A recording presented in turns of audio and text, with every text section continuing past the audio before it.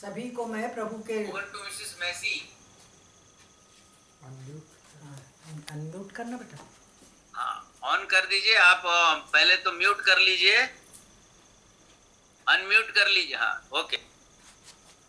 सभी को प्रभु में नमस्कार कहती हूँ मैं। आप लोगों को प्रभु का संदेश देने के लिए जो मौका मिला, तो मैं अपने नेहरू नगर के इंचार्ज सर हैं, उनको बहुत बहुत धन्यवाद देती हूँ, गार्डिया सर को, कि उन्होंने मुझे एक मौका दिया कि हम अपने परमेश्वर के वचनों को शेयर कर सकें।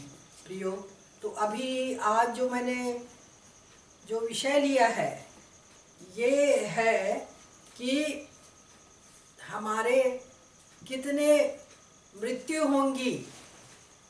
प्रकाशित वाक्य का अध्ययन तो मैं बहुत पहले कर चुकी थी, तो उसी में से कुछ चुन चुन के जहाँ मुझे बुलाया जाता वहाँ जाकर के बोलती हूँ प्रियो, क्योंकि यही आज का ज्वलंत टॉपिक है। और वो टॉपिक ये है कि पहली मृत्यु सबकी होगी, चाहे कोई भी हो, राजा हो या रंक हो, गरीब हो अमीर हो, पहली मृत्यु सबकी होगी। कोई भी जाति, कोई भी धर्म, मनुष्य जाति है, प्राणी है, उनकी मृत्यु होगी। और हम ये भजन संहिता पढ़ेंगे 49 और उसका 9। कोई ऐसा नहीं जो सदैव जीवित रहे और कब्र को ना देखे। कोई भी व्यक्ति ऐसा नहीं है जो कब्र को ना देखे। वो कभी हमेशा के लिए जीवित नहीं रहेगा।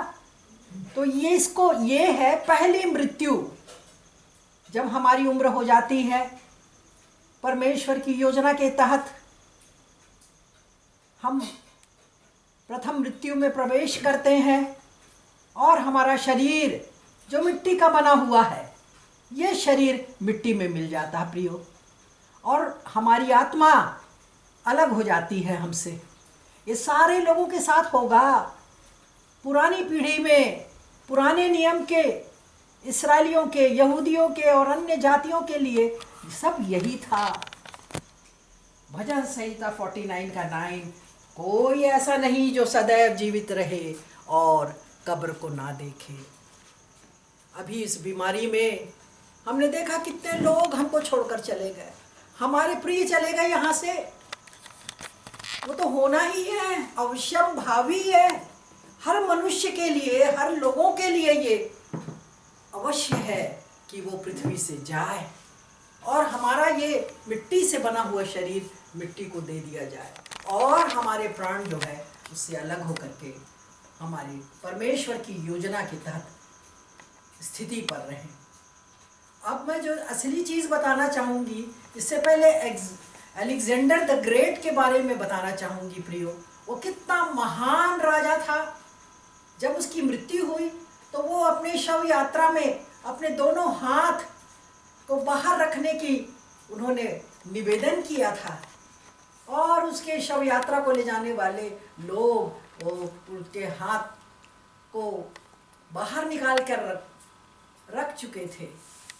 मूल उद्देश्य ये था कि मनुष्य खाली आया है और खाली जाएगा, कोई चीज़ लेकर के नहीं जाएगा। हमारी धन दौलत, हमारी गरीबी, हमारा स्थिति, हर परिप्रेक्ष्य में हम देखेंगे तो हम यही कहेंगे कि वो कुछ लेकर नहीं जाएगा। हम लोग कितना मेहनत करते, कितने परेशान होते हैं प्रियो, और उस परेशानी को हम स्वयं आमंत्रित करते हैं, जबकि हमको जब प्रभु में हम हैं तो हम जैसी स्थिति में है उससे खुश रहने सीखेंगे।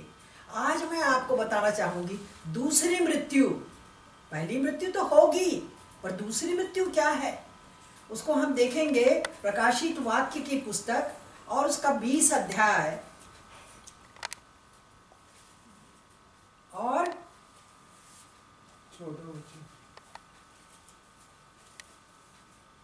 6 और 15। प्रकाशित वाक्य की पुस्तक 20 अध्याय 6 और 15।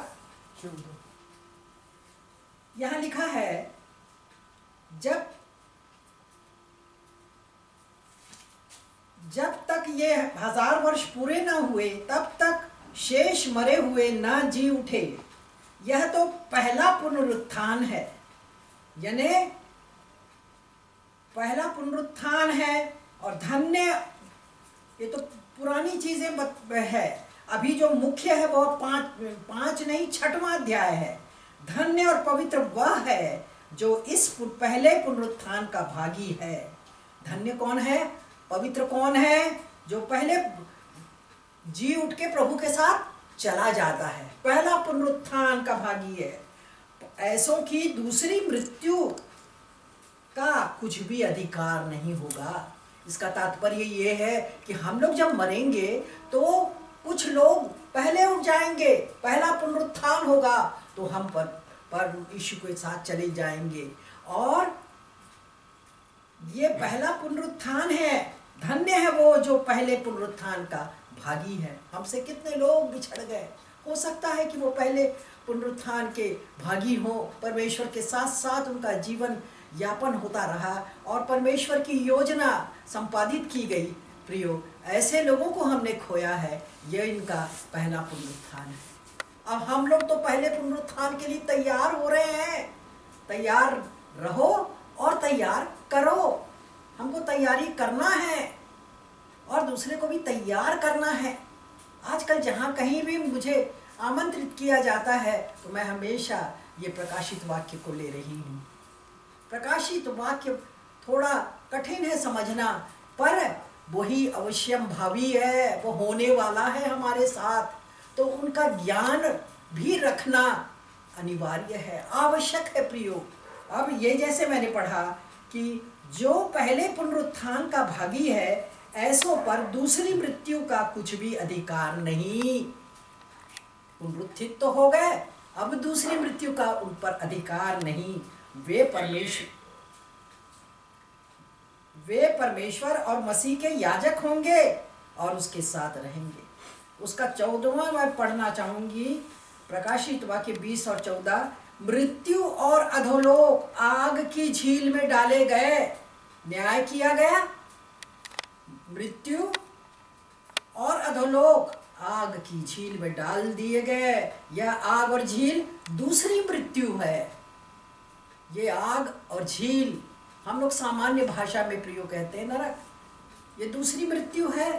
तो ये दूसरी मृत्यु मैंने प्रकाशित वाक्य 20, 6 और 15 के बारे में वर्णन किया प्रियो। अब मैं इसी प्रकाशित वाक्य के 2 और 11 के बाद के विषय में कहना चाहूंगी कि जब यूहन्ना को दर्शन मिला और यीशु ने कहा कि 7 कलीसियाओं के नाम पर हरेक स्वर्गदूतों को उन्होंने आदेश दिया कि इनको लिख, स्मुरना की कलीसिया को लिख। उसमें क्या लिखा है मैं शॉर्ट में बताऊंगी कि जो जय पाए, स्मुरना की कलीसिया जिसका वचन है प्रकाशित वाक्य 2 और 11वां पद, जो जय पाए उसको दूसरी मृत्यु से हानि नहीं पहुंचेगी। जो जय पाएगा मतलब पापों से छुटकारा पाएगा और पवित्र रहेगा, तो उनको दूसरी मृत्यु से कोई हानि नहीं होगी। तो आज हम प्रियो एक नई चीज़ सीख रहे हैं प्रियो कि एक बार मर गया तो वो सब कुछ हो गया, ऐसा नहीं है। दूसरी मृत्यु का नहीं होना जरूरी है। हमको पहला पुनरुत्थान ही चाहिए, दूसरी मृत्यु नहीं चाहिए। और इसके लिए जैसे कि हम पढ़ेंगे मत्ती 25, जिसमें न्याय का दिन बताया गया है कि न्याय के दिन क्या होगा। मत्ती 25 में न्याय का दिन में मैं पढ़ रही हूँ 2 और 31। जब मनुष्य का पुत्र अपनी महिमा में आएगा, सब स्वर्गदूत उसके साथ आएंगे और महिमा के सिंहासन पर विराजमान होगा और जातियां उसके सामने इकट्ठा की जाएंगी। जैसे चरवाहा भेड़ों को बकरियों से अलग कर देता है, वह भेड़ों को अपनी दाहिनी ओर, बकरियों को बाईं ओर खड़ा करेगा। और तब राजा दाहिनी ओर वालों से कहेगा हे मेरे पिता के धन्य लोगों, आओ उस राज्य के अधिकारी हो जाओ जिसके जो जगत के आदि से तैयार किया गया है। वो किनको कहेगा? जो दाहिने हाथ की ओर हैं, जो भेड़ है। भेड़ का तात्पर्य जो नम्र और दीन स्वभाव के हैं। और दूसरा क्या है? बकरियों को अलग कर देगा। और वो बकरियां हमेशा मैं करती रहती हैं। उनका स्वाभाविक प्राकृतिक जो रचना है उसके साथ हम देखते हैं कि भेड़ें सिर झुका करके सौम्यता से चलती हैं और बकरियां क्या करती हैं? वो मैं करती रहती हैं। तो इस प्रकार हम देखते हैं कि इसमें अलग करेगा। और फिर क्योंकि मैं भूखा था तो तुमने मुझे खाने को दिया, मैं प्यासा था तो तुमने मुझे पानी पिलाया, मैं परदेसी था तुमने मुझे अपने घर में ठहराया, मैं नंगा था तुमने मुझे कपड़े पहनाए, मैं बीमार था तुमने मेरी सुधि ली, मैं बंदी गृह में था और तुम मुझसे मिलने आए। परमेश्वर हमारी सारी बातों का हिसाब रखता है कि हमने क्या क्या किया अपने जीवन में। क्या हम अपने सुख, अपने परिवार के ही शौर्य गाथा संपन्न करने के लिए ही परिश्रम कर रहे हैं? नहीं प्रियो, हमको इन जो परमेश्वर ने अपनी व्यवस्था में लिखा हुआ है कि और तब वो पूछेगा कि क्या तुमने तो मुझे क्या किया? भूखा था तो तुमने खिलाया पिलाया, अभी जो वचन किया गया है। और जो दूसरे लोग हैं ये सब कहते प्रभु हमने नहीं जाना कि हम किसको खिलाते, किसको क्या करते, किसको पिलाते, किसको घर में रखते। तो इस प्रकार उन जो बकरियों के ग्रुप को वो कहता है मेरे सामने से, जब ये 41 ये है उसका अध्याय का पद है ये, कि वह बाईं ओर वालों से कहेगा हे शापित लोगों, मेरे सामने से उस अनंत आग में चले जाओ जो शैतान और उसके दूतों के लिए तैयार की गई। जो आज हमको तैयार होना है प्रिय, हमको दूसरी मृत्यु नहीं चाहिए। हम पहले वो पवित्र, वो धन्य है वो जो पहले पुनरुत्थान का भागी बनता है। हमको एक दूसरे से कैसे व्यवहार करना है, ये सब कुछ बस दो ही बातों को मैं पेश करना चाहूँगी कि प्रभु हमको क्या कहता है, वो क्या चाहता है हमसे। और वो है मत्ती 5 और 13, तुम पृथ्वी के नमक हो, तुम पृथ्वी के नमक हो, परंतु यदि नमक का स्वाद बिगड़ जाए वह फिर किस काम का? केवल बाहर फेंका जाए और मनुष्यों के पैरों तले रौंदा जाए। हम पृथ्वी के नमक हैं। ये जो नमक है प्रियो, ये नमक है वाचा, परमेश्वर की वाचा है वो। ये नहीं, ये सिंपल चीज़ नहीं है। ये वाचा किस प्रकार से है? वो कहता है कि तुम पृथ्वी के नमक हो, अपने में नमक नमकीनी रखे रहो। नमकीनी रखे रहने का मतलब है मेल मिलाप से रहो। तकलीफ़ें बहुत होंगी, विपरीत परिस्थितियां होंगी, पर इन सब के बावजूद प्रभु ने हमें ये आदेश दिया है कि हम आपस में मेल मिलाप से रहें, हम नमकीनी बनाए रखें। दूसरा राजा 2:20-21 पे, हमारा टाइम ज़्यादा हो जाएगा इसलिए पढ़ेंगे हम नहीं। दूसरा राजा 2:20 और 21 में एलीशा, पुराने नियम में एलीशा पहला आश्चर्य कर्म किया कि पानी, जिस जगह जा रहे थे इस्राएली लोग, वहाँ का पानी कड़वा हो गया और उस कड़वे पानी में मृत्यु हो जाती थी, स्त्रियों के गर्भ गिर जाते थे। तब वो एलीशा से कहने लगे कि इस पानी से तो हमारे बच्चे मर रहे हैं। तब परमेश्वर की ओर से एलीशा को उसको आज्ञा मिली कि तू सोते में, जल के सोते में तू नमक डाल दे। ये नमक कितना उपयोगी है प्रियो। इस नमक ने क्या किया? जीवन दे दिया, लोगों को जीवन दान दे दिया। एलीशा का ये पहला आश्चर्य कर्म था। और उसके बाद दूसरा राजा 14 और 6 में हम देखते हैं कि उस जमाने में, मूसा के जमाने में, व्यवस्था की पुस्तक में ये बताया गया था कि पुत्र के पाप का दोष पिता को नहीं लगाया जाएगा और पिता के पाप का दोष पुत्र को नहीं लगाया जाएगा। इसी संदर्भ में अमस्याह राजा ने नमक की तराई में 10,000 एदोमियों को नाश कर दिया। तो इस प्रकार ये जो नमक की तराई का तात्पर्य यह है शुद्धिकरण। जो शुद्ध नहीं है वो सब उस तराई में, और वो 10,000 एदोमी को अमस्याह ने मारा। तो प्रियो, नमक की नमकीनी इतनी ज्यादा है कि हम अपने दुश्मनों से भी प्रेम करें। उनको खराब हो रही है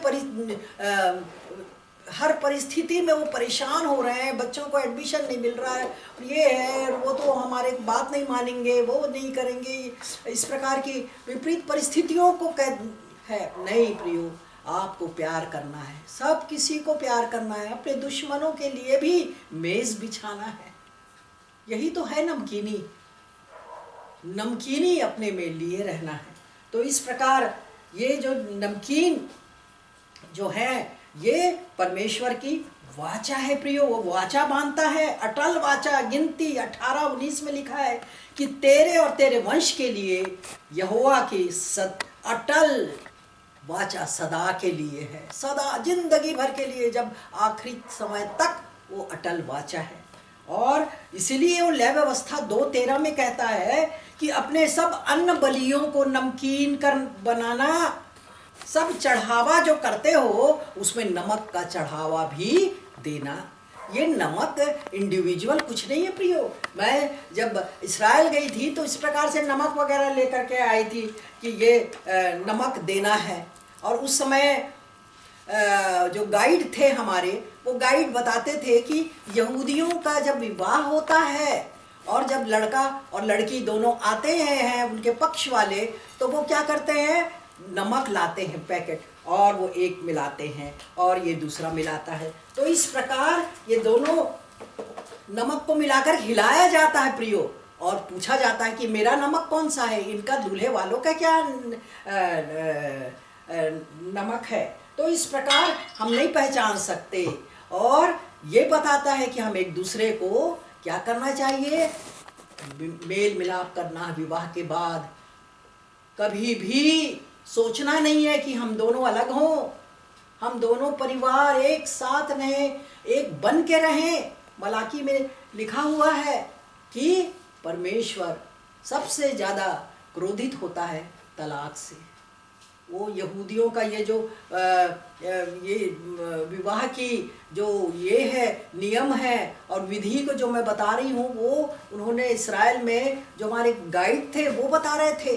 तो ये नमक का क्या इम्पोर्टेंस है, इस इम्पोर्टेंस को हमने देखा किस प्रकार ये परमेश्वर की वाचा है, फेथफुलनेस को बताती है। तो क्या हम फेथफुल हैं? क्या हम फेथफुल हैं समाज के प्रति, अपने लोगों के प्रति? दूसरा, हम फेथफुल हो रहे हैं, दूसरा आदमी फेथफुल होना ही नहीं चाहता, फिर भी कोशिश करते रहते हैं, करना है। क्योंकि कई बार बाइबल में लिखा है कि 60 गुना 70 गुना बार माफ़ करो। इनकार करते लोग, अवॉइड करते लोग, कोई बात नहीं, अपने मन को ऐसा बना लीजिए कि कोई असर ही नहीं पड़ रहा है। तो प्रियो, कितना ज़रूरी है कि हम नमक के समान नमकीनी अपने जीवन में, अपने व्यवहार में ला सकें। ये पहला मैं चाहती थी बताना कि हमको अगर दूसरी मृत्यु नहीं चाहिए तो हमको सबके साथ प्रेम करना है, क्षमा करना है प्रियो। मैं वहाँ से इस्राएल से लाई थी एक मॉडल लाई थी जिसमें यीशु मसीह जो है वो शिष्य के पैर धो रहे हैं। अच्छा, ये पास में है, ये यीशु मसीह पैर धो रहे, यीशु मसीह शिष्य के पैर धो रहे हैं। ये बड़ा सा चिलमची है और ये पैर धो रहे हैं। वही मुझे बहुत अच्छा लगा कि मैं प्रचार इधर उधर जाती हूँ तो ज़रूर है, रूस को तो हमेशा सबको ही देखते हैं, पर एक चीज़ ऐसी लाऊं जो कि ये दिखाए कि हमको अपने बड़ा नहीं समझना है, अपने को छोटा समझो, छोटों को ये तुच्छ नहीं जानना है। हम हमेशा ये सोचें अपने आप को हम दूसरों से कम सोचें, अच्छी स्थिति में उनको रखें, ये संभव है प्रियो, क्योंकि वचन यही कहता कि तुम्हारा दिल कैसा है, बिल्कुल मोम के समान होना है, पत्थर दिल नहीं होना है। तो इस प्रकार एक चीज़ की बात मैंने आपको बता दी नमक के बारे में प्रियो, कि नमक कितना जरूरी है। आप सब्जी में देखिए ना, सब्जी में नमक नहीं डालेगा तो क्या होता है, नाराज होते हैं बच्चे लोग, और जो दूसरे रहते हैं घर में, क्या रे क्या बना रखा है, बिना नमक के क्या स्वाद रहेगा। तो प्रभु ने बिल्कुल ठीक कहा कि तुम पृथ्वी के नमक हो, अपनी नमकीनी बताना है। नॉन क्रिश्चियंस लोग हैं, हमारी इसी नमकीनी के कारण ही तो हमारे पक्ष में रहते हैं, हमको प्यार करते हैं, हमारी हर चीज़ में साथ देते हैं। अब दूसरी चीज़ मैं बताना चाहती हूँ वो है तुम जगत की ज्योति हो प्रियो, तुम जगत की ज्योति हो। और जो यूहन्ना के 8:12 में लिखा है कि मैं जगत की ज्योति हूँ। यीशु मसीह तो है ही जगत की ज्योति।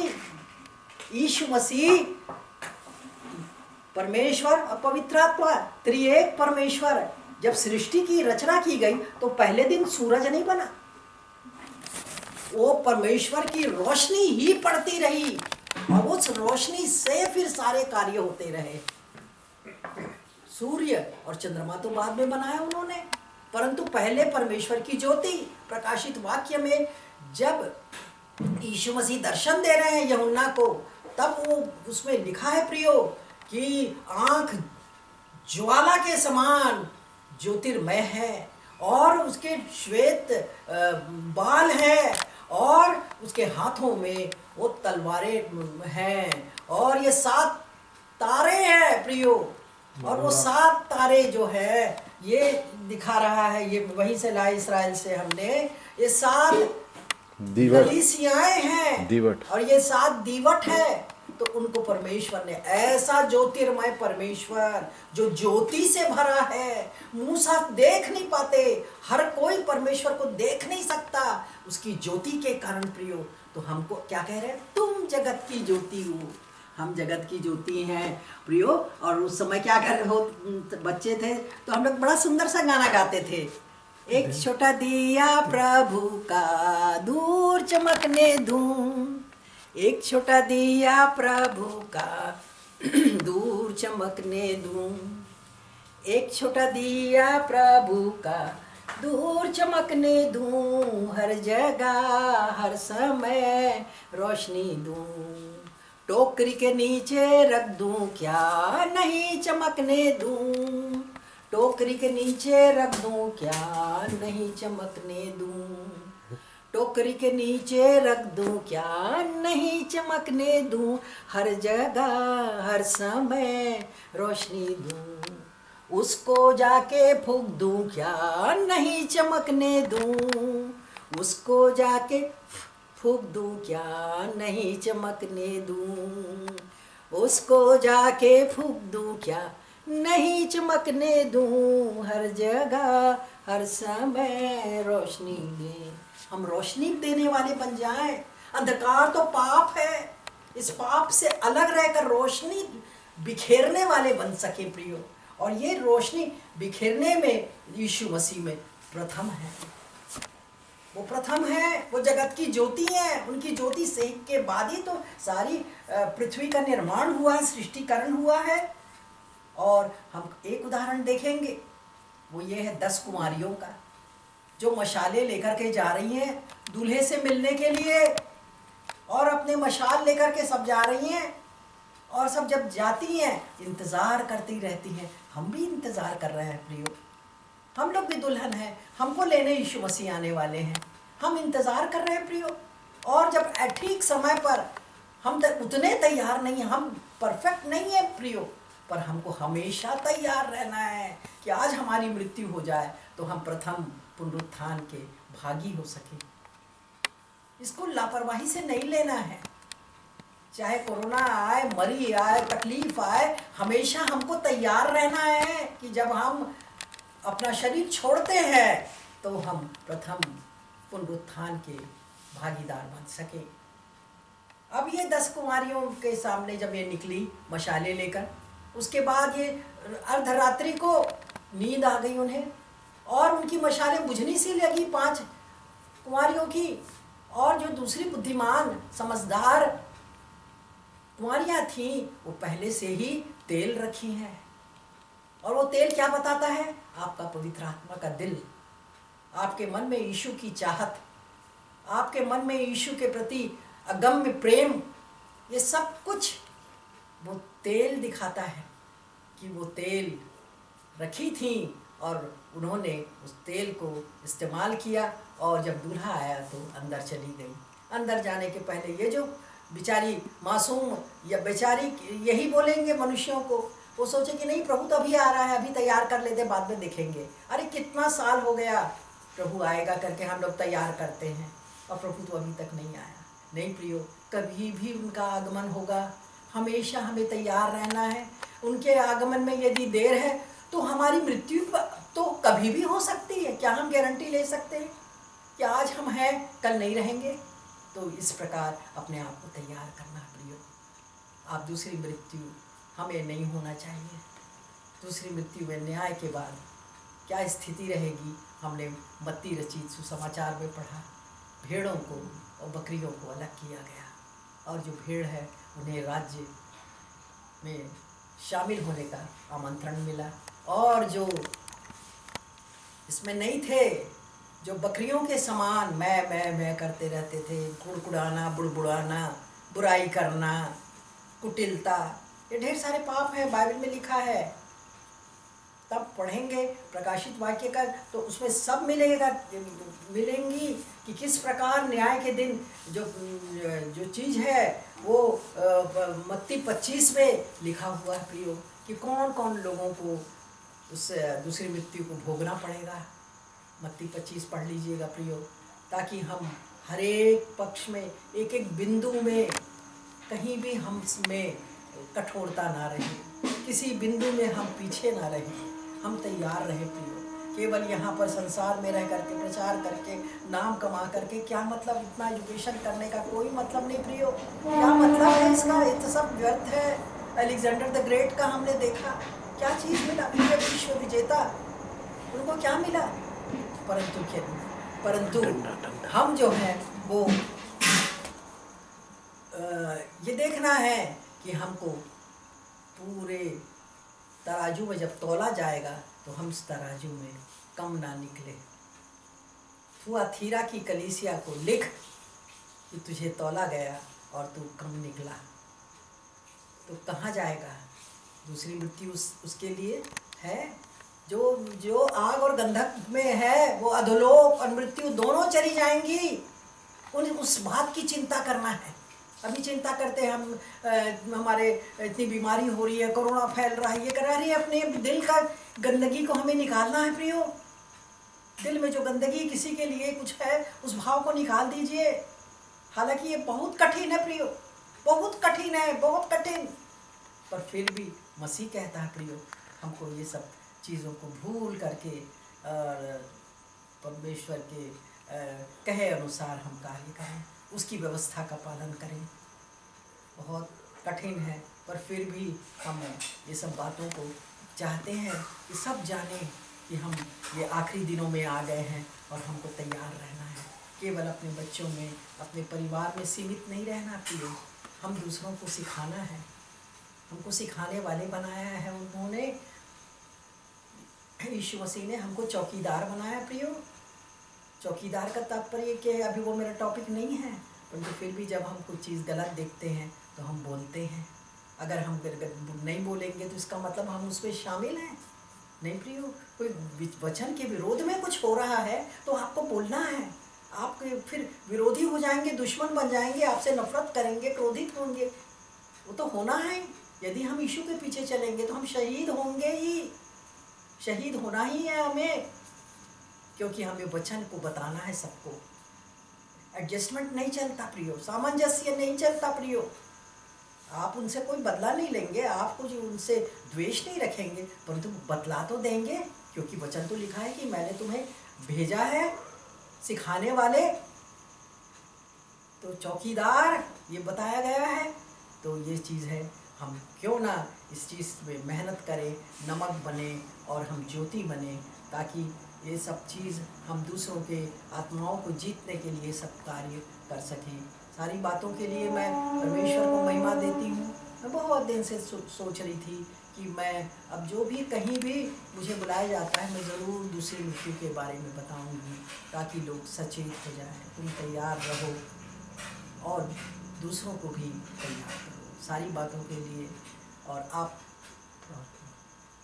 आप मुझे बुलाए तो इसलिए मैं बहुत बहुत धन्यवाद देती हूँ। परमेश्वर का वचन ज्योति के समान रहे। परमेश्वर का वचन नमक के समान सबको नमकीनी में फैलता रहे, यही मेरी चाहत है। प्रेज द लॉर्ड सबको। Praise the Lord. आपको परमेश्वर को धन्यवाद देते हैं। परमेश्वर आज संध्या आदरणीय डॉक्टर पुष्पा मैसी के मुख से हम सबसे बातचीत किया है कि हम किस रीति से ज्योति के समान बने। यीशु ने स्वयं कहा, मैं जगत की ज्योति हूँ। उन्होंने नमक का उदाहरण दिया है। जिस प्रकार से आज हमें चौकस किया गया है, आइए हम अपने जीवनों को उसी रीति से बनाएं, ताकि यदि आज प्रभु का आगमन हो तो हम उनके संग उस स्थान पे जा सकें जहाँ भेड़ों के लिए है, जो नम्र लोगों के बारे में बताया गया, बकरियों के लिए जैसे चंचल और किस प्रकार का मैं करते हैं, उस बातों को बताया गया।